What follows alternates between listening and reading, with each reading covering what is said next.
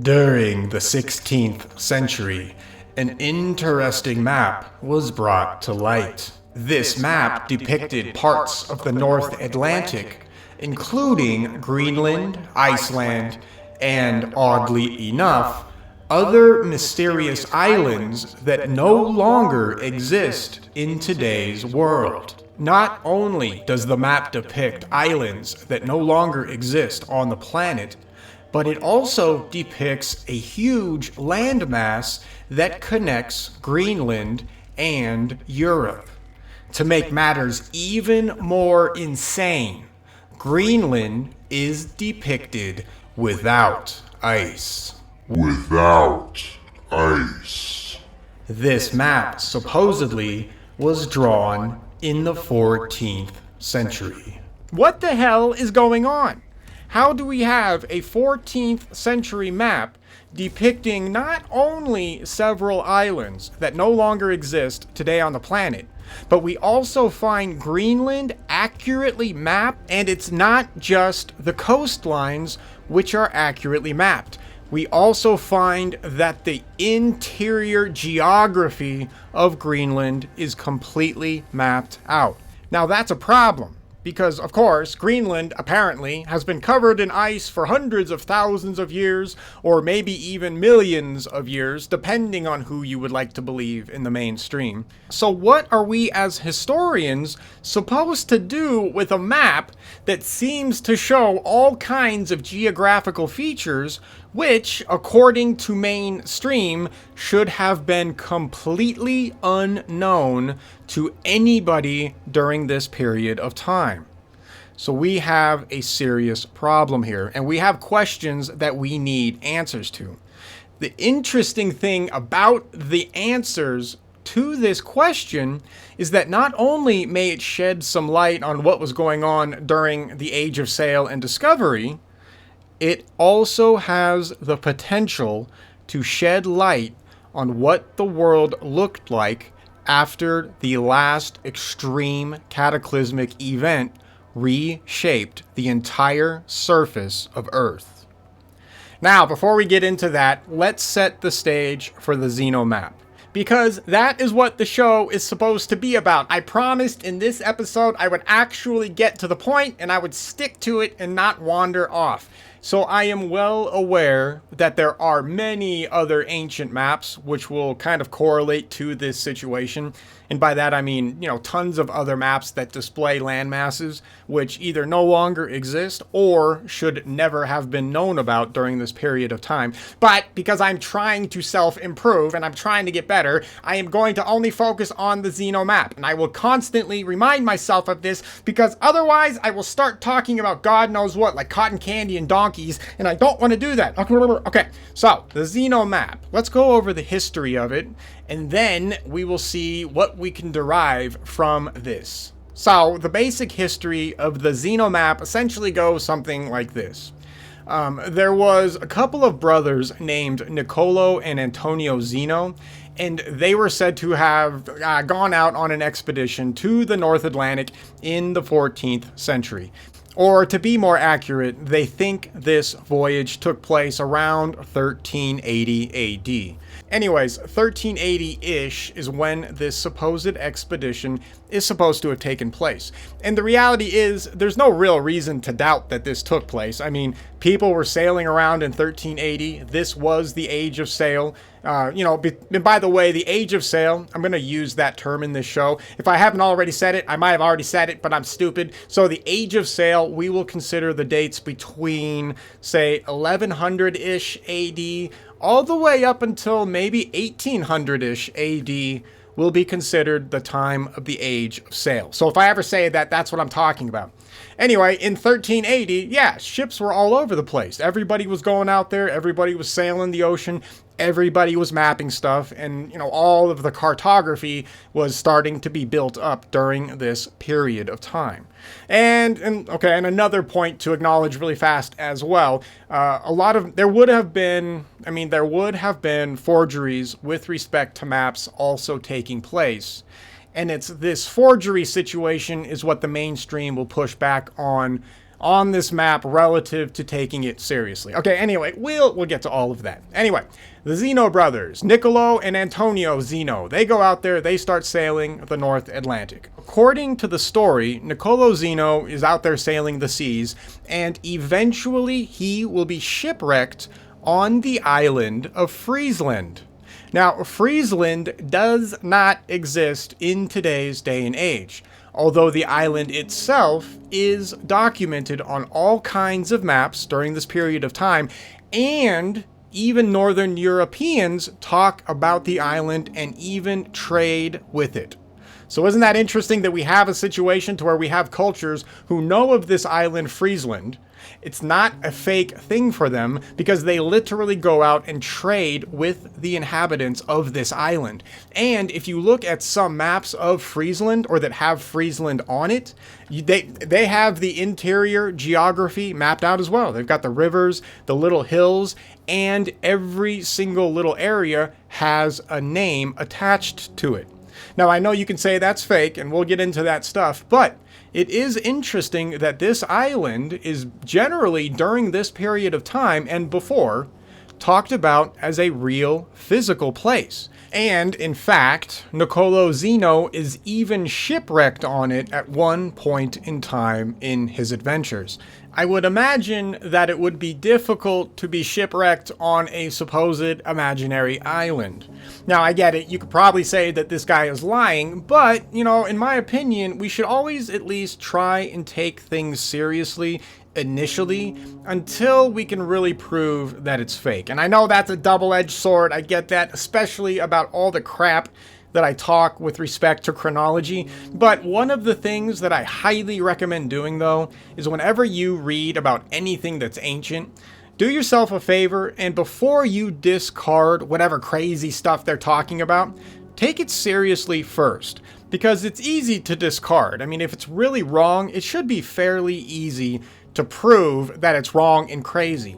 However, as you are trying to prove that that particular story is wrong and crazy, you might actually end up discovering that that stuff that our ancestors were describing and talking about is actually real.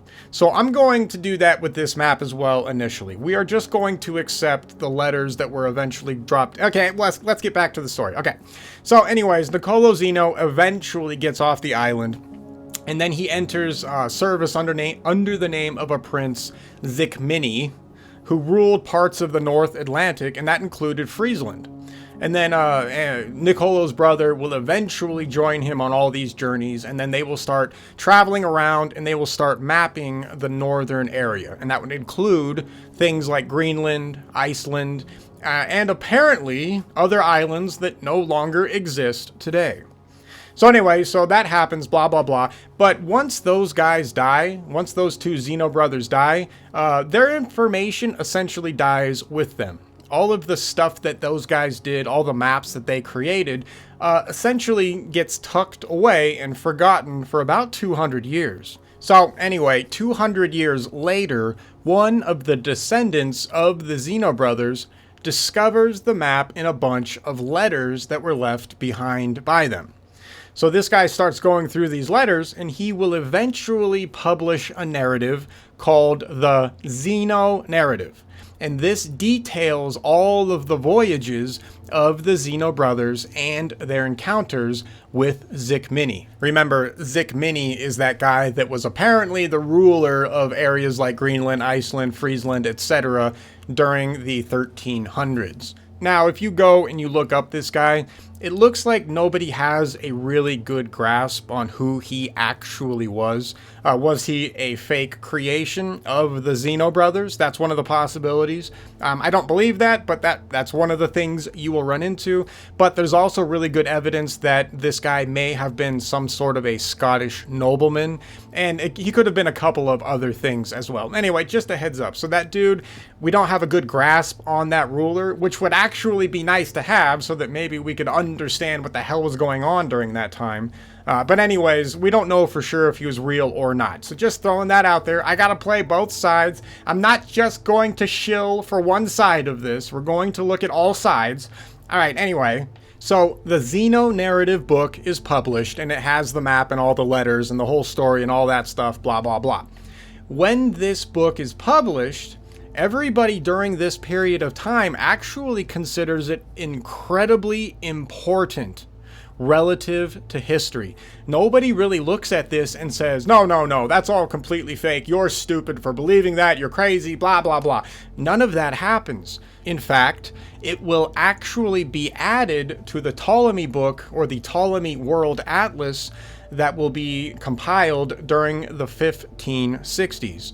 So this map was not taken, this map was taken seriously by the people of the time. Now, one of the things that mainstream historians will immediately come out at, and they'll say, well, they're just dumb people. Of course they're going to add those random islands to their map. They didn't know better. They're just stupid monkeys, just, running around scratching themselves and throwing poo at each other. That is not how these people would have been. They would not have added this Xeno map into the compilation of a world atlas at that high level if people were not confident that these landmasses had existed. It's funny, once you start to treat your ancestors with some actual respect and give them a little intellectual credit, everything changes about all the stuff that they talk about. Now, that does not mean that everything is 100% legit. Of course, they made mistakes, and of course, there's all kinds of corruption and everything that seeps in there and things get jumbled. But that's not every little piece of information, right? We have to look at everything using critical thinking. So that's what we're going to do here. Okay. So the Xeno map gets published. People believe that it's real for a little bit. And then as the age of sail continues and as explorers, are getting better at mapping things, as cartographers are becoming more and more detailed, and then eventually, finally longitude will be discovered, I think in the 1770s or something. 1773, that's when longitude finally shows up. Yeah, it took that long to finally get longitude on our maps. Isn't that crazy? That, for a long time, cartographers and explorers, they had no way of measuring longitude in any real way at all. Like, all of that was guesswork. Could you imagine that, driving somewhere without longitude? Like your GPS just kind of gives you a latitude and says, good luck. And then, anyway, douchebag GPS. So basically, over time, the islands that are depicted on there will disappear because as explorers are going out there, they're finding that those land masses do not exist. For example, Friesland and Estotitland are never discovered, even though they are put on these maps. So this, of course, will begin to lead to all kinds of controversy. Now, the mainstream, when they look at the Xeno map, they have completely written this map off as being just an absolute forgery, or they think it's just, well, the Xeno brothers were stupid. They did what they could, but they could only map so much, so they either guessed stuff or, what. There's all kinds of excuses that the mainstream will give us when we start to look at this map as to why it's not real. All right, so the mainstream is almost completely useless when it comes to this. So, okay, that's all I got to say. The mainstream, that's it. They don't provide any other evidence. They don't go further with it. They simply say, since things like Friesland and Estotitland do not exist right now, that must mean that this map was completely, essentially a forgery to some degree and blah, blah, blah.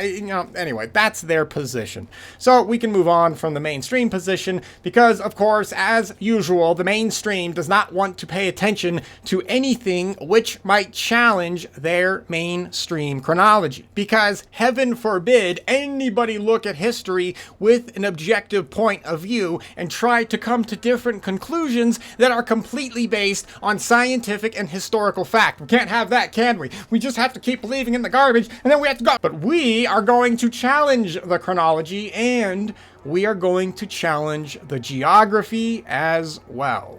Now, the reason why I want to go over the Xeno map with you guys is not just because it's a very interesting and fascinating map and, an intriguing part of recent history. That's enough in and of itself. Because what I am finding is that maps like the Xeno map may be a legitimate scientific insight into what the world looked like right after The last major cataclysm reshaped this planet. Now, if you think I'm coming to this conclusion because I had some sort of a schizo dream last night where some esoteric being wearing a paper bag and swinging around a katana came to me and told me, "Hey, you need to pay attention to the Xenomap."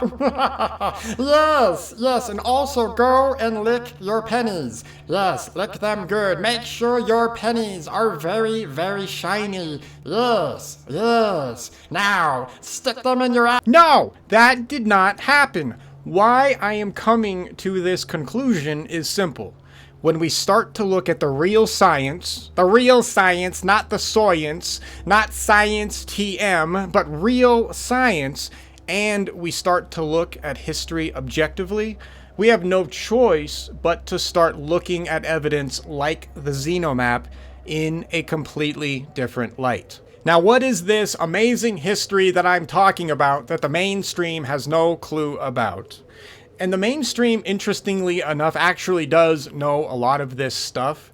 But what the mainstream has done is, instead of actually listening to what our ancestors say and what our ancestors recorded happening in the past, what has happened is that mainstream historians have decided that they know better and that they know what actually happened in the past, and that all of the stuff that our ancestors that were there and that recorded the events must be wrong because, modern day man is just so much more intelligent than anybody back in the day. So anything that we say right now, it must be real. And that is literally the mainstream historian's perspective. Actually, before we get into the catastrophe, let's go over a couple of other basic concepts we need to understand about cartography during the Age of Sail, because this is going to be incredibly important, and it's one of the things that mainstream historians, they completely ignore. All right, so here, let's set the stage. When we look at a map that was created during the Age of Sail, you are generally not looking at a map to where the cartographer himself went out into the ocean, did all the sailing, was actually at the land, sat there with some amazing technology, and then did all kinds of trigonometric work, and then came back to Europe and then drew up the map. That is not generally how cartography was done at all. And in fact, it wasn't done like that at all. The first thing is that the measuring tools that these guys had back during this period of time were extremely rudimentary. In fact, I cannot stress that enough, to where even though, people during this time were doing a lot of very technologically advanced kind of things. I mean, look at the ships they were building, for example. I know most people don't really, think about it, but just the ships that they were building alone that could tackle the ocean waves, that's fairly impressive technology. That's not a very easy thing to accomplish. So while Europeans were doing pretty good here and there relative to technology, there was a lot of stuff that they just did not have. So for example, their navigation tools essentially sucked balls. So if you have ball-sucking navigation tools, how can you trust the information that you are mapping and that you are bringing back to the cartographers on the mainland? So that's the first thing to keep in mind, is that when these explorers were out there trying to map stuff, they did not have access to any kind of a legitimate longitude. So that's a huge, big, problem, because if you can't have a longitude, it's essentially impossible to technically triangulate your coordinates anywhere on the planet. I mean, you can kind of use eclipses to kind of gain. Anyway, there's a whole weird thing with that. The point is that nobody could calculate longitude. The problem with longitude is that you need an accurate chronometer so that you can do your longitudinal calculations. And during this period of time, up until the 1700s, late 1700s, there was no reliable chronometer that anybody could set, their watches to, essentially. They didn't have watches either. Anyway, so longitude was not a thing. So if longitude is not a thing, how the hell are these people, mapping anything out? Well, they were doing their best, right? They had a couple of rudimentary navigation tools they would use. They had a compass. That was nice. That helped. But otherwise, there was not a lot going on. So when these explorers would draw up their maps, they would do their best. They would bring it back to the cartographers on the mainland, And then the cartographers on the mainland would not only just take that particular explorer's map and translate it into a real map, they would take multiple people's maps and compile them together to create what they would consider an accurate map. Now, obviously, there is going to be all kinds of problems with that, right? Because first of all, if you have multiple people using, whatever kind of technique they've decided works, and their techniques differ from each other, the information that they are recording is going to necessarily be weird. So when cartographers get all of these rough maps brought to them, they have to figure out how to compile them in a way that makes sense.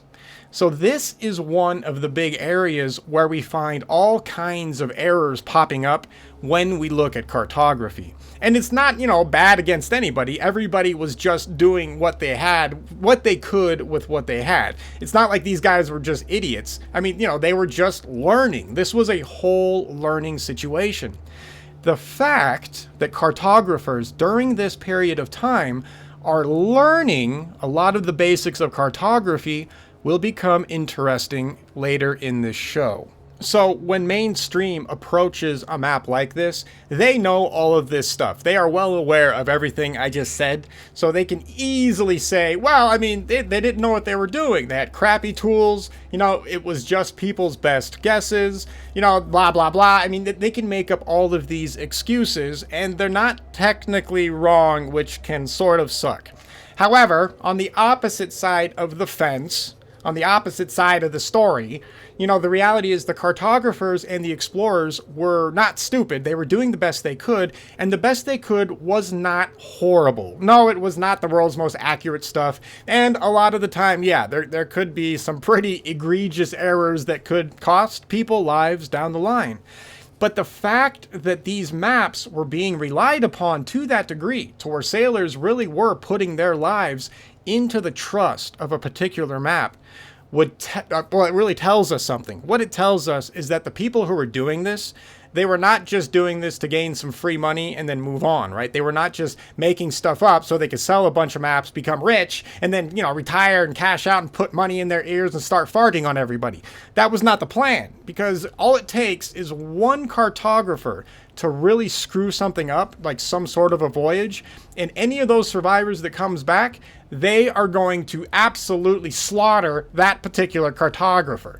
So it was in everybody's best interest, and I mean everybody's best interest, to get the maps as accurate as you could get them. So to take the position that all of these cartographers and explorers were either corrupt or stupid or both, that's not really a good argument, because there was no money in a corrupt map, at least at this level. When it comes to exploring, trade routes, stuff like this, these maps had to be reliable. That's why it was really important for all of these expeditions to go out there. You have to remember that during this period of time, we have countries, they're sponsoring all kinds of explorations. And the reason why is because they knew there was riches out there, or at the very least, potential for riches. So if you have an inaccurate map, you're not going to get rich. It's literally that simple. So we have to remember that when we look at these maps, even if they appear wrong at first, they may actually talk about or display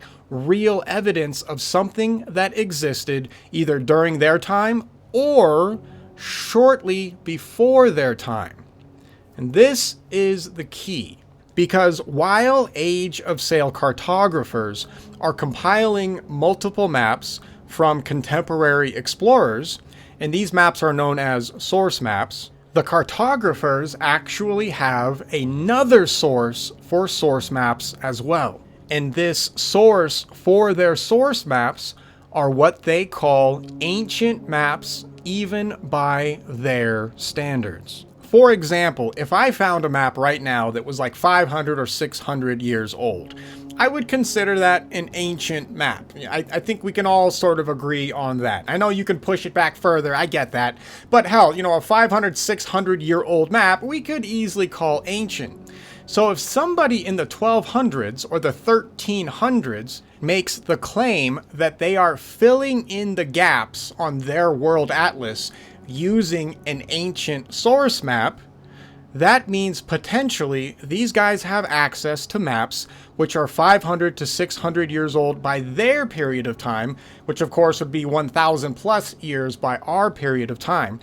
But that is a weird concept, and this is why the mainstream completely tries to ignore the ancient source maps that cartographers admit to having.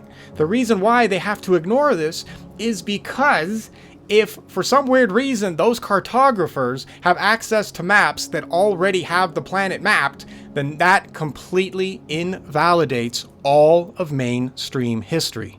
So this is why mainstream historians will not touch these kinds of maps, because they have no way around it. Because at the end of the day, once you start to look at this scientifically and you take the evidence seriously and you just follow wherever the evidence takes you, you find that what Age of Sail cartographers are admitting to is that there must have been an older culture that predates them that was already successfully mapping the entire planet.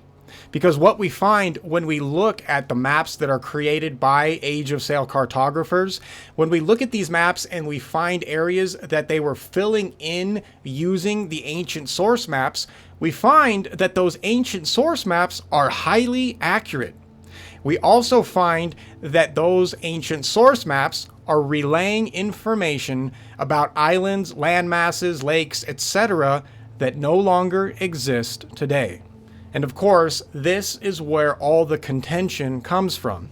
If you're a mainstream historian and you look at maps like this and you start to see all these land masses, islands and stuff up there in the Arctic Circle, like Friesland, for example, you look at this and you say, well, Google Earth shows it's not there anymore, so these people must be stupid, right? There's no way that island could have ever existed back during their period of time. That is completely unscientific. Of course, you could have an island existing 500 years ago that does not exist now. There is literally nothing wrong or non-scientific about that concept. The only reason why a mainstream historian will take that particular position is simply because they have been psychologically conditioned their entire lives to do just that. They literally lack the ability to look at something like the xenomap, look at the land masses that are currently present, and then think to themselves, I wonder if maybe there's something to this, and then go and start to do, scientific testing and start looking back at history and looking at stuff objectively. They're never going to do that. And the reason why is simply because they have been programmed to not do it.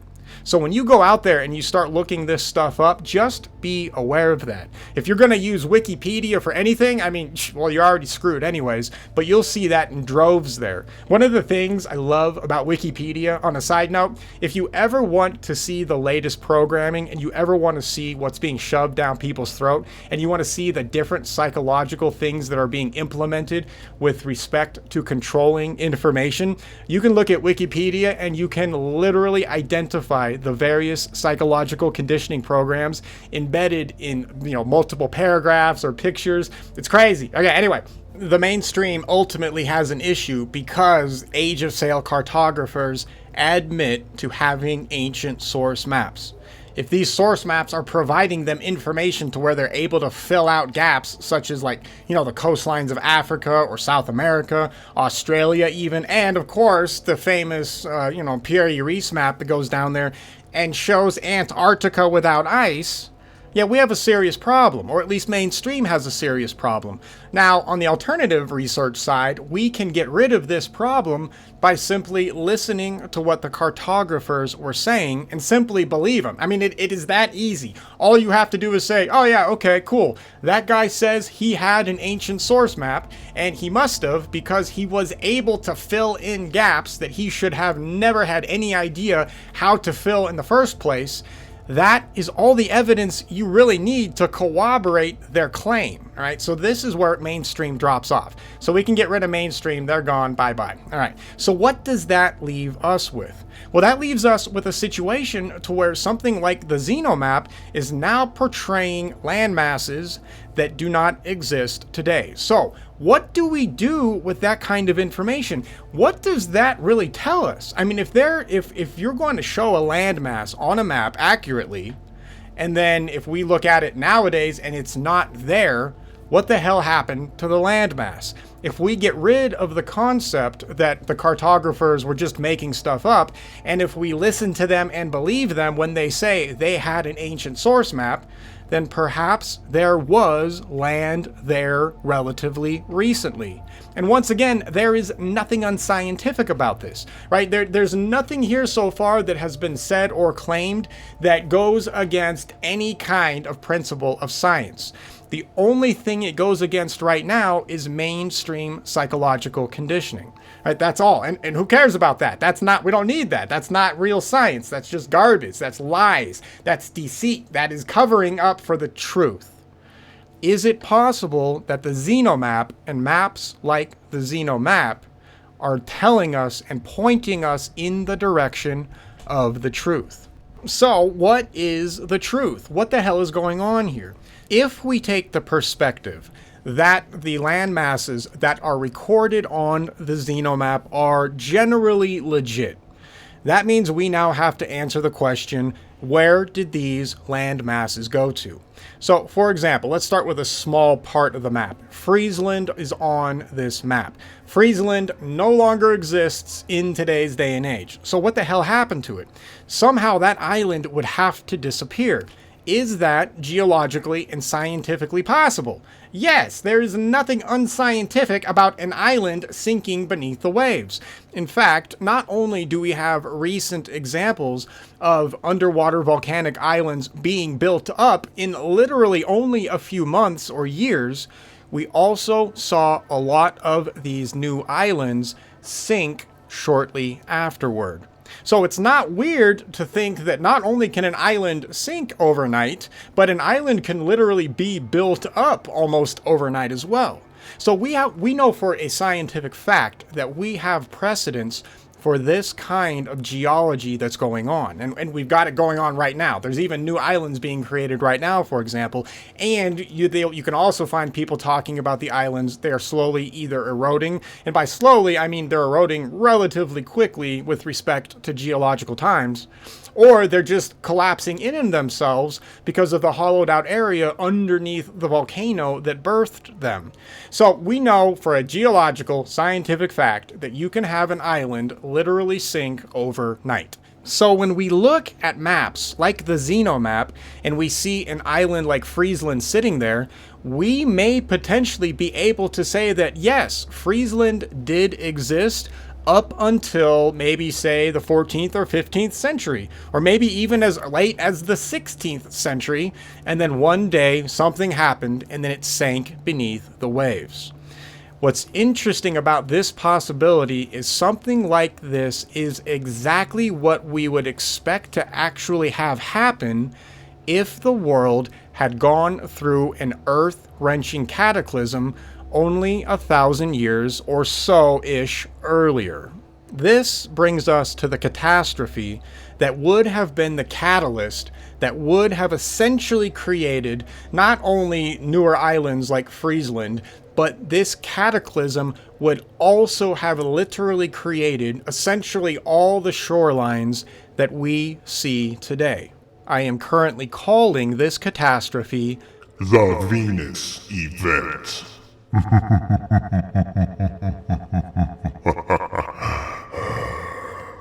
Now, I did not discover this event. This event was discovered, well, A, by our ancestors, because they literally recorded it and talk about it. But many other scholars since then have also put in tons of work to create a better picture of what happened during this catastrophe. And it's going to be important for the rest of these map episodes to have a general working knowledge of what happened during this event. Now, I've done some shows on this in the past, so if you want a lot more detail, go dig through that stuff. But let me break down a general summation of what happened during what we call the Venus event. or what I call the Venus event. I don't know if other people call it. Maybe they might. I don't know. I'm not making claims that I made that term up either, by the way, so don't come at me. Anyway, let's break the catastrophe down really quick, and then we will re-evaluate all of the very interesting information on the xenomap, and let's see if we can come to some scientific conclusions that can give us an insight into what happened directly after this catastrophe. Now, as far as I have been able to tell, the Venus event is the last major catastrophe that Earth suffers after the Saturnian configuration is broken up. And I'm not going to go into that in this episode because otherwise we'll never get to the point. But after the Saturnian configuration breaks up and Earth is essentially kicked out of the Saturnian system, what takes place after that over the course of a few thousand years will be all kinds of horrific, catastrophic events that the Earth will go through and that humanity will absolutely suffer from. And not just humanity, basically, if you exist on Earth in any capacity, you suffered. Doesn't matter if you're a plant or an animal. Everything changes after the Saturnian configuration breaks up. Due to the very nature, to the absolute chaotic, destructive nature of this breakup, we would expect Earth to suffer for a while, and sure enough, it does. And by suffer, I mean that in the truest sense. Earth goes through all kinds of insane events. We go through all kinds of weird seasonal changes. It's crazy because there are reports during this period of time while Earth is, basically tumbling through space with all the other planetary bodies that have been let loose. We find a situation to where we have like summer, winter, and there's no such thing as spring, fall. We have situations to where Earth is exceptionally cold for a period of time until eventually it, falls into the grasp of another kind of planetary body, which will then heat it up. And then there's literally like fights of hot and cold that, the Earth bounces back in between. And while all of this crazy stuff is going on, Earth is also simultaneously being assaulted by comets, meteors, asteroids. There's all kinds of cosmological events taking place in the sky. This is where you will find a lot of everybody's religious stories start to come from, or at least all the crazy stuff that we generally don't take seriously from our ancestors. It's all of these events that they are recording. Anyways, so there's tons of stuff that happens, and the last major event that Earth has to go through is the Venus event. Now, the Venus event is tracked by essentially all cultures all over this planet. For example, this is why we have the Mayan calendar and we have that 52-year cycle. The Mayans religiously tracked Venus for some strange reason, but not quite really a strange reason. They tell us why they tracked it. They tracked Venus because they were afraid that Venus would destroy the planet. And they had good reason to believe this, because during all of this chaotic mess, while the solar system is trying to settle and eventually reach its current situation that we see today, what's going on is all of these planetary bodies are, they're crossing each other's orbits. They're trying to find their current orbits. There's all kinds of insane stuff going on, all driven by electromagnetism and plasma and stuff like that. So you have all these events happening, and they're happening relatively quickly on a cosmological scale. So while everybody's, flying by each other and, crossing orbits and doing all this crazy stuff to find electrical equilibrium, one of the events that happens is that Venus and Earth begin to cross orbits. And so what happens is essentially while Venus is trying to get to its current orbit, it crosses paths with Earth multiple times. Yes, I realize that sounds crazy, but this is what our ancestors say. They also make note that Venus is not just the planet that we know and love and see nowadays. Venus was actually in a cometary mode. And by that, I mean literally Venus was a comet. It had a comet tail and everything. And this is exactly what all of our ancestors describe Venus. For example, all over this planet, we find a situation to where, for whatever reason, all of the ancients categorized Venus as being a hairy star. And the only reason why you would call Venus a hairy star is if it was in a cometary form. If you ever see a comet, it doesn't take all that much imagination to think about describing a comet as a hairy star. This is also why Venus, or one of the reasons why Venus is attributed the feminine form, is because Venus had long flowing hair. So if you're ever wondering why the Mayans are over there worshiping Venus and calling Venus a hairy star, there you go, it's done. They were tracking Venus in its cometary form. Now, you can ask, why was Venus in a cometary form? And really quickly, essentially, while all of the planets are trying to find their current orbits, you have a lot of electrical discharge happening. So what Venus is doing as it's getting closer to the sun, which, do not forget, the sun is an electrically charged body. Anyways, Venus, who has a negative charge, and the sun, who has a positive charge, obviously Venus is going to be attracted to the sun. But as it's doing that, it has to acclimate to its electric environment. So to do that, it starts to shed charge. When it sheds charge, you get a cometary body. In theory, anything could be a comet. I could maybe even make you a comet. Potentially, if the conditions were right and we had the right tools, I could probably make you a cometary body. Anyway, so Venus is in a cometary form and it's heading towards its current orbit. While it does this, it crosses paths with the Earth multiple times. There are 2 major times that Venus crosses Earth's orbit. These 2 times essentially bring all humans to their knees, wipes out countless civilizations, kills hundreds of millions, if not potentially billions of people, and obviously life and plant life are all wiped out when Venus gets too close to Earth. And by wiped out, I don't mean, extinction, although a lot of animals do go extinct during this period of time. So, for example, all the megafauna and all the megaflora that Earth used to enjoy before the Venus event is what wipes out all of these life forms. Now, there is all kinds of evidence all over this planet that this event took place. Not only do our ancient ancestors record this event, but you are probably right now, not even probably, you are literally standing or sitting on ground that was created during this event. I don't think there was a single foot of Earth that was not altered during this event. The Venus event is massively destructive. Whatever civilizations existed before this event, whatever technological prowess they had, whatever capabilities they had, whatever their populations were, this event wipes the planet almost completely clean.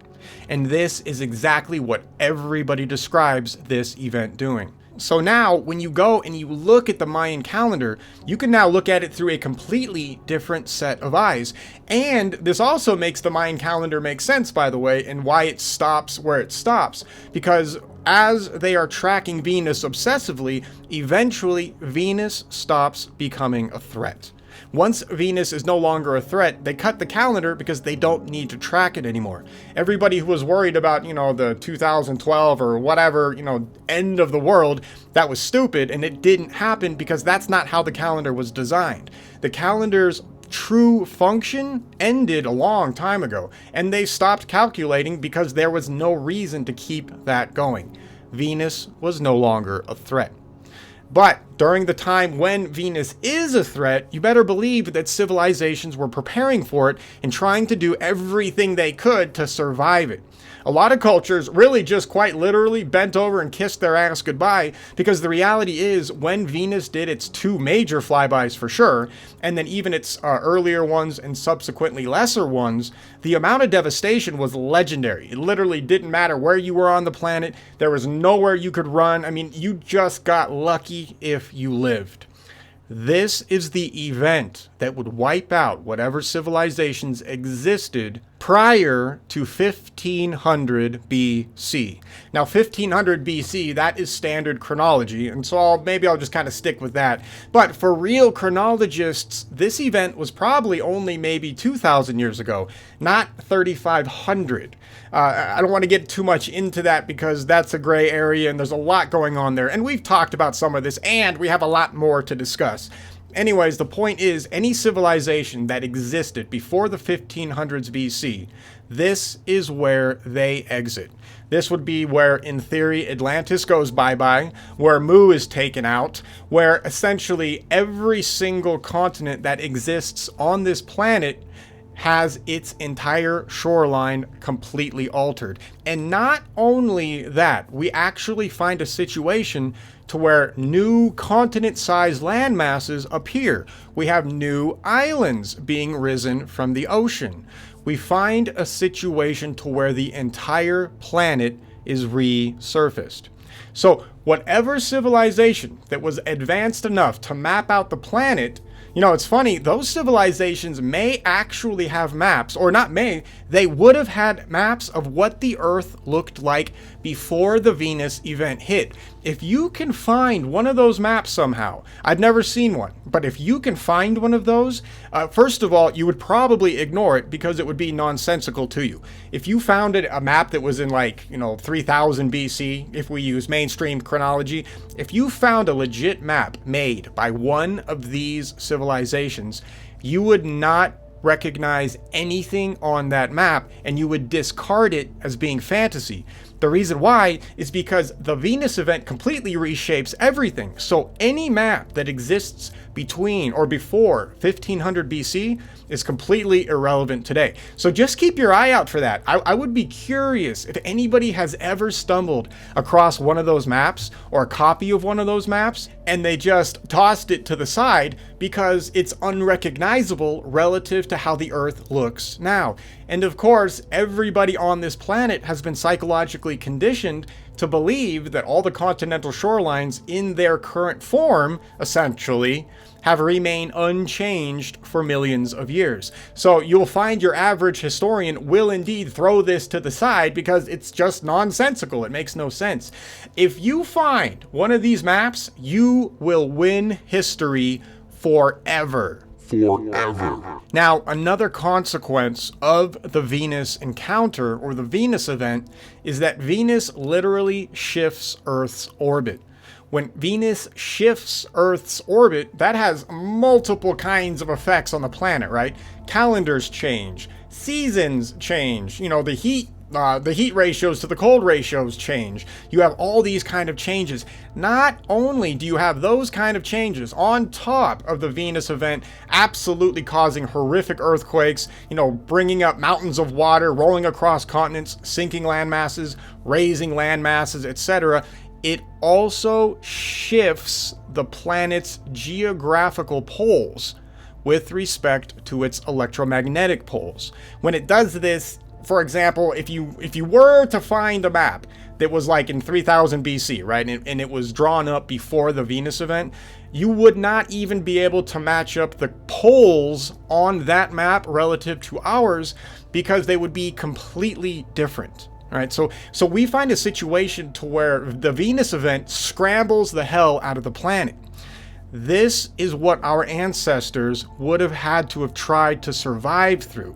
Now, obviously, they did survive. Somebody lives through these events because we're here right now. But make no mistake, every single culture's stories that record this event specifically states that essentially all humans on Earth were dead. The amount of death that this causes is legendary. This will also help explain why geneticists find those weird bottlenecks at very specific points in history, because the Venus event was the last major event that essentially wiped humans off the face of the map almost entirely. See, isn't that amazing? Isn't it crazy how history just starts to explain like all these other scientific quandaries that we have? I mean, it all starts to line up once you pay attention to what's actually happening right in front of us, and you get rid of mainstream trash and you stop letting that infect your mind. After Venus does several destructive flybys and then several more, sort of lighter destructive flybys, eventually Venus will go to its current orbit and it will no longer be a threat. So after the two major events, and right now we think there's two major passes, it's entirely possible there could have only been one major pass, major destructive pass by Venus, and then all the other subsequent ones, or the ones leading up to that pass, were not quite as destructive. I mean, they were still, pretty messed up, but nothing like the one or two major ones. Just a heads up. So there's not a lot of them. Max two, probably, is what we're thinking. Okay. Anyway, so our ancestors essentially come out of wherever they were hiding or wherever they took shelter, and they look around at the planet, and a lot of people find themselves now standing on an island, which did not used to be an island. People now find themselves looking out across large swaths of land that used to be ocean, and they now see ocean where there used to be continents. Everything was different. So any advanced civilization that survives through this, those survivors know what needs to be done to truly survive on the planet. One of the things that they would definitely want to go out and do is they would want to go out and explore all the new features on the Earth so they could figure out what had happened and maybe where they could go find a better place to settle. Either way, you would have your new survivor explorers going out after the event. And after the event, I would say it would probably take them a few decades to really kind of rebuild stuff. I don't know how much of whatever they originally had would have survived, so that would matter as well. But I would imagine that it would take, a little bit of time to kind of build up enough of your force to start going out there and, mapping the world. Now, remember, these guys had some sort of advanced situation working for them, as is proof by all of the advanced structures that we find all over this planet. We know for a scientific fact that our ancestors were not dumb. These guys already had trigonometry locked down, geometry, they already had physics, they were well aware of electrical engineering, of general engineering in general. But these guys were not idiots. All we have to do is look around at the ruins on this planet and we can prove that. And for some weird reason, I just thought of Göbekli Tepe. Göbekli Tepe would have been buried by this event. So remember that, for example, that site was buried almost, they say it was artificially buried. It was more naturally buried, but the event that buries it happens overnight, literally. So that's why some sites like Göbekli Tepe exist in the state that they exist in. I don't know why I thought about that. I just thought I'd throw that out there as well. See, we have answers for everything when we look at real science. Anyway, so the survivors, they come out of their holes. They got to start mapping the Earth because everything is different. Now, these people would not have been struck stupid just because, a horrible catastrophe happened. They still would have had their knowledge, hopefully, obviously they still had their knowledge to one degree or another. So they would have retained that and they would have started to rebuild whatever they possibly could. One of the things that they would have rebuilt would have been their ships to start sailing around the world to see what was going on. So these people would have gotten together, the survivors, they would have gotten together, they would have tried to do a little bit of rebuilding, and I don't know what kind of complications that these guys would have suffered. Could you imagine having to deal with an entire planet being resurfaced? And yeah, you have a little bit of technology potentially left over, but you're also missing not all, but a ton of people who you probably needed to run and maintain a lot of that stuff. And you you would have absolutely lost tons of your already existing physical stuff. So the rebuilding process, it would have taken a second. But something to make note of, this civilization that would go out and start mapping things, they would have been greatly diminished. Now, I don't know what civilization this is. I gotta make that clear. I have no clue who these people were, where they spread out from. For all I know, they started on Antarctica before it started freezing. By the way, for the Antarctica situation, Antarctica suffers the same problem as all the other land masses. And even more interesting, Antarctica itself would not have been at the South Pole during the Venus event. Antarctica would have been, on a higher latitude, in a warmer latitude. This also explains why we have all of the evidence for Antarctica existing in a better temperate environment than it does now. It's because Antarctica was frozen pretty damn quickly once it was shot down to the South Pole. Now, like I said, I don't know if those guys lived down there. It's not impossible, but wherever they lived, they start to fan out and they start to map the planet. These maps would have been the source maps that the Middle Age or the Age of Sail cartographers apparently would have had access to, so that they could start filling in the gaps of their own explorers. Now, this begs another question really fast, doesn't it? It begs the question, why do we find another era of explorers that have to go out and start re-exploring the world again? Why do we find a situation to where, for example, all the Europeans, they're starting with essentially no real knowledge of what's going on, let's say in about the 1000 AD time period, and they have to go out and they have to start mapping everything fresh? What the hell happened to the culture that would have preceded them, and what happened to all of, their maps and their technology? Where did that culture go to? I mean, wouldn't that have just kind of carried on and people would know about it and then things would have just flowed through history very nicely? What happened? Well, there is one more smaller cataclysm that wipes out Europe and South America and part of New Zealand, and that's a completely different story, but that cataclysm is essentially a minor one. The reason why Europeans find themselves having to go spread out again at around 1000-ish AD or 900-ish AD, the year gets a little weird, but the reason why those guys are essentially starting fresh themselves up in that area is because they themselves just got out of a smaller cataclysm, but relative to their area, absolutely destructive. And that's for a different time. Anyway, that's why we find a situation to where Europeans are, they're just starting to explore. But at the same time, for some weird reason, they have access to really in-depth source maps. And this information or this evidence that they did have access to these source maps betrays itself in the stuff that the cartographers of the Age of Sail copied over from those source maps.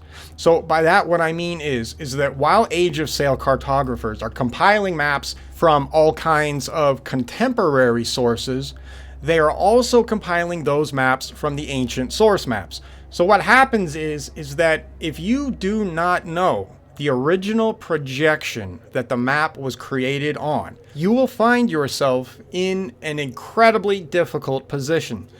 And this is exactly the position that Age of Sail cartographers find themselves in.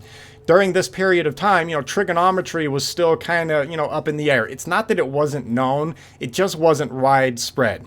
So if you can't use trigonometry, you are not going to be able to, in theory, translate a lot of maps from one projection into another. So if that science isn't there, how are you going to do it? Well, you have to essentially just use your best guess. Now, the reason why projections cause a problem is, if you see here, you can see a bunch of different ways that you can project the Earth onto a 2D plane. It's also worth noting that it is essentially impossible, by the way, to perfectly map out a three-dimensional spherical object into a 2D plane. All of these projections that you see here now, these are all different kinds of ways of doing that, but not a single one of these ways accurately represents the planet. So if we have a situation to where any 2D representation of Earth is, no matter what, not going to translate into a perfect sphere, a cartographer is essentially screwed, right? Especially if they don't know anything about the projections used by the earlier civilizations. So one of the interesting things that happens when you look at older maps is that you might run into grid lines or navigation lines which don't necessarily make sense. And in some maps, there are like multiple grid lines and multiple ways of navigating the map. Some of those ways are not explained by any methodology used by Age of Sail cartographers. Some of those methods that are present on the map don't make any sense relative to the Age of Sail cartography. However, whatever system the ancient civilization that survived was using, it would make perfect sense to them. And even more interesting, some cartographers were actually able to use the old grid line system that the ancients had used, which, by the way, is apparently incredibly accurate. They were actually able to translate some of that over into their maps, and then they would get an unbelievably accurate longitude and latitude location. What this says is that that civilization that spans out after they survived the Venus event, these guys were no joke. Basically, a lot of the errors, quote unquote, that historians will say, you know, are completely inaccurate and stupid, and they don't know what some of these lines are, and they don't know what the hell was going on, how much crack this cartographer was smoking, blah, blah, blah, blah, blah. A lot of that stuff may not actually be attributable to crack smoking. It might be attributable to them having access to an ancient source map with a very particular kind of projection, and that projection was obviously extremely accurate. So this brings us to the Xenomap, finally, and yeah, Jesus, we're already at an hour. Alright, we'll have to make this part 10 or whatever. We'll keep going for a second, but I'll let you guys go. But here, let's wrap this up correctly. So when we look at the Xenomap now, or maps like the Xenomap, we can look at them with an incredibly fresh pair of eyes. For example, when we look at something like Friesland. Friesland is an interesting example for several reasons. One of the reasons is that it seems like even people in Europe during, like, you know, between the 1200s to the 1400s were well aware of its real existence. Now, that doesn't mean everybody in Europe. I think it was just some cultures, because only some cultures ended up trading back and forth with Friesland. But that island was like contemporary knowledge. Like, people were well aware that it was there. Hell, they may have even had relatives living there. All of a sudden, one day, it's not there.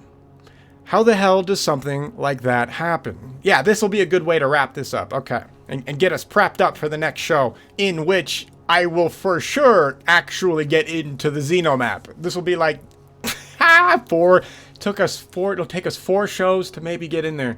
Wow, I suck at YouTube. All right, so let's wrap it up using Friesland. If all of that crazy catastrophe stuff that I just explained earlier was real, if continents rising, continents sinking, you know, islands rising, islands sinking, you know, lakes being created, old lakes drying up, etc., you know, massive Earth change. If that only happened a few thousand years ago, one of the things that we should actually expect to see is the ramifications for that event transcending the centuries. By that I mean there really should essentially be some kind of an aftershock situation happening on Earth, because after that kind of a horrific event, you know, Venus really does twist Earth. This would be where you find the Mid-Atlantic Ridge, for example, or you see all of those seams on our planet that right now geologists try to make the claim that they're plates, you know, sliding around or whatever garbage that is. That's not what that is. Those cracks were all created while Venus did one of its passes. It literally torsioned Earth. It twisted the strata of Earth.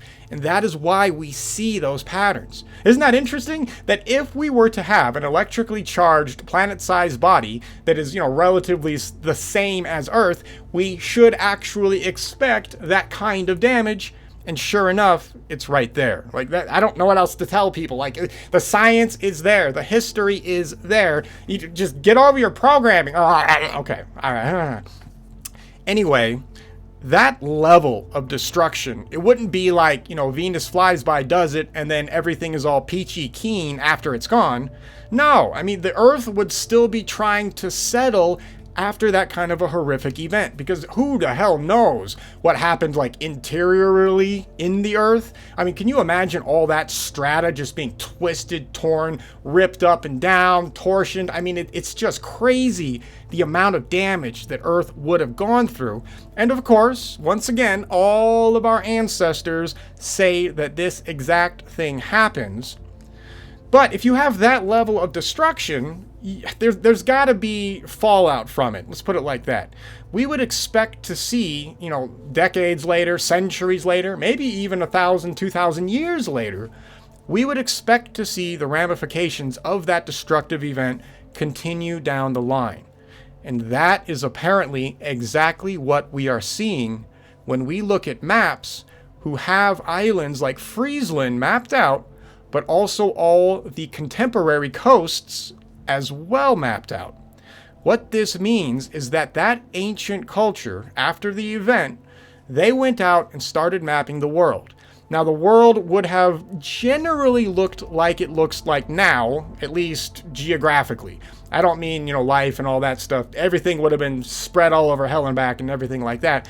But generally speaking, the continental shorelines that we generally see today, they would have seen as well.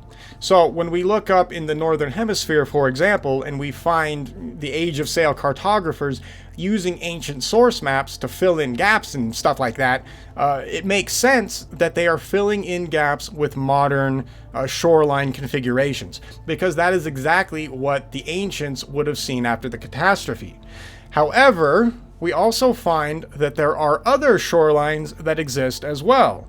For example, we see what looks like an entire huge piece of land up to the north on the Xenomap, and we'll get to that in the next show. Yeah, I know. Next show we'll do that. But for Friesland, we also see that Friesland is nice and mapped out. Now, this begs the question, is Friesland nice and mapped out because cartographers, in the 1200s were able to map it out that accurately? Or did they have an accurate map of Friesland because they copied an earlier civilization's version of the map?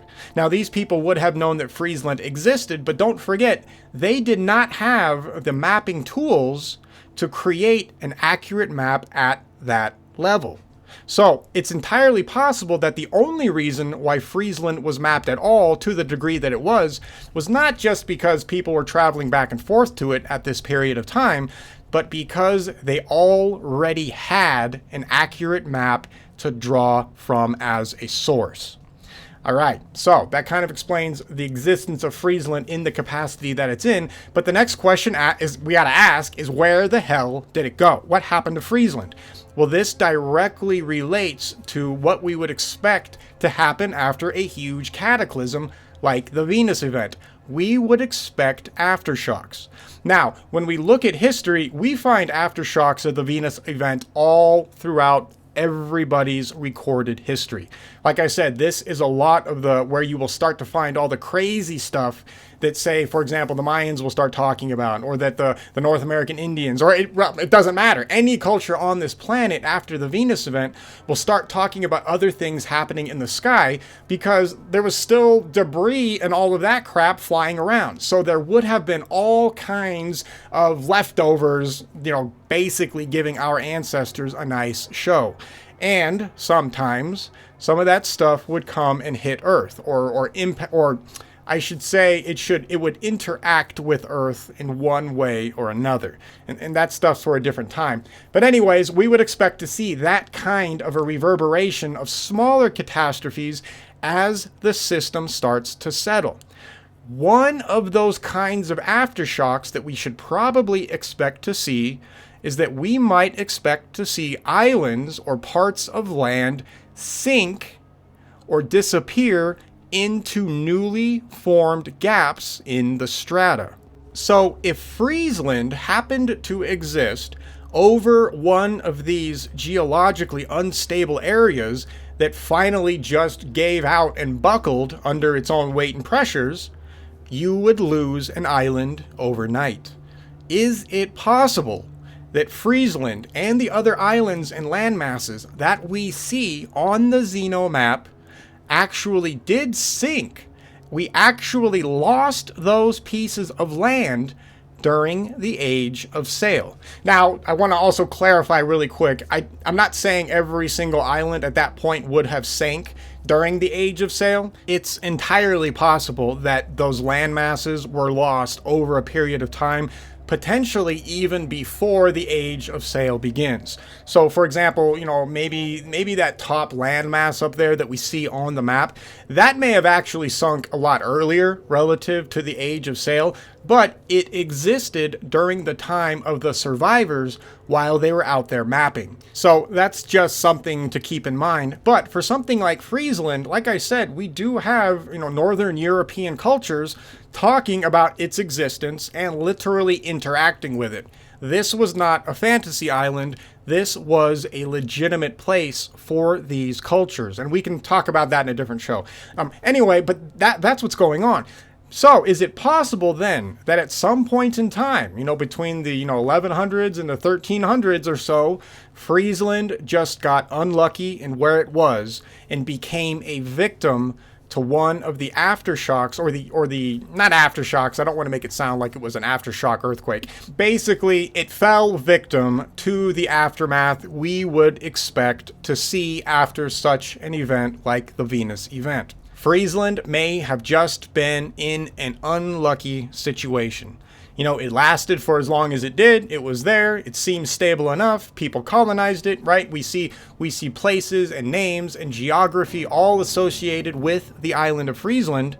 However, if it happened to be above a newly created sinkhole during the Venus event, or whatever possible geological process that could have happened to it, if it just happened to be in the wrong place, the island could have potentially sunk. To make matters even more crazy, if you compare the Xenomap and other maps that have Friesland on it, remember, the Xenomap is not the only map with Friesland present, and you compare the maps with an oceanographic map of the planet in the same area, we actually find landmasses where Friesland could have potentially existed. We find underwater islands, essentially. How do you like that? I mean, we can literally, maybe potentially, see what's left of the sunken island right in front of our faces when we look at something like Google Earth. We'll explore more of that in the next show. I know, we're going way over time, but that's just something to think about. Everything I've said right here is not unscientific, and in fact, it's the exact opposite. If we pay attention to history and science, we can create the case that I just got done spewing for the past hour, and you can do it, or we can do it, scientifically. All right, one more thing before we shut this down, and then we'll get into more details about the map in the next show. The last thing I want to talk about is, right now, I'm sure some of you are probably thinking, wait. So you're telling me that an entire island sank during a time where we are supposedly recording history really well, and nobody really said anything about it? Yeah, that's exactly what I'm saying. However, to say that nobody knew about it would be false, and we'll talk about that in another show. But let me set the stage for why this is a real scientific possibility.